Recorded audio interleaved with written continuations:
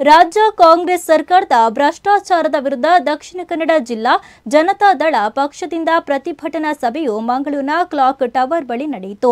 JDS ರಾಜ್ಯ ವಕ್ತಾರರಾದ MB Sadashiva ಮಾತನಾಡಿ, ಸರ್ಕಾರದಿಂದ ಯಾವುದೇ ಅಭಿವೃದ್ಧಿ ಕಾರ್ಯಗಳು ನಡೆದಿಲ್ಲ.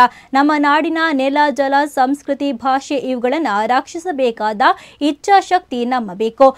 ಅದರ ರಕ್ಷಣೆಗೆ ಜನತಾ ದಳ ಮುಂದಾಗಿದೆ. ಮುಂದಿನ ದಿನಗಳಲ್ಲಿ ಈ ಸರ್ಕಾರದ ವಿರುದ್ಧ ದೊಡ್ಡ ಮಟ್ಟದ ಹೋರಾಟವನ್ನು ರಾಜ್ಯದ ಗ್ರಾಮಗಳಲ್ಲಿ ಸಂಘಟಿಸಲಾಗುವುದೆಂದು ಸರ್ಕಾರಕ್ಕೆ ಎಚ್ಚರಿಸಿದರು.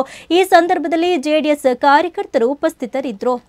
ಉದ್ಯೋಗಗಳನ್ನ ನಿರ್ಮಾಣ ಮಾಡುವುದಕ್ಕಾಗಿ ಕುದುರೆಮುಖ ಕಂಪನಿಯನ್ನು ಮತ್ತೆ ಪುನಶ್ಚೇತನಗೊಳಿಸುವಂತ ಹೆಜ್ಜೆ ಇಟ್ಟಿದ್ದಾರೆ.